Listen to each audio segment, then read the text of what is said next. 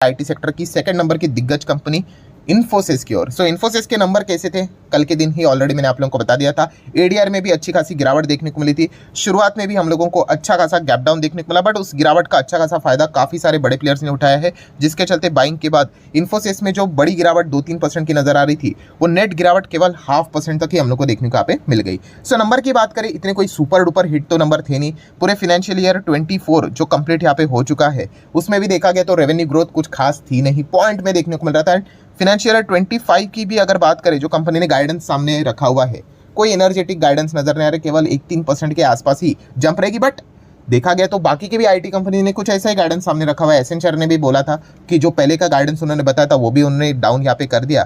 तो इस चीज़ के चलते जो ओवरऑल आईटी सेक्टर है, उनमें हम लोग को एक थोड़ा सा नर्वस पैटर्न देखने को मिला। इसका अर्थ ये नहीं कि भाई कंपनियां बर्बाद हो गई करके, बिजनेस में ये सारी चीज़ें चलती रहती है। कभी चीज़ें अच्छी चलेगी, कभी खराब चलेगी, कभी बहुत अच्छी, कभी बहुत खराब।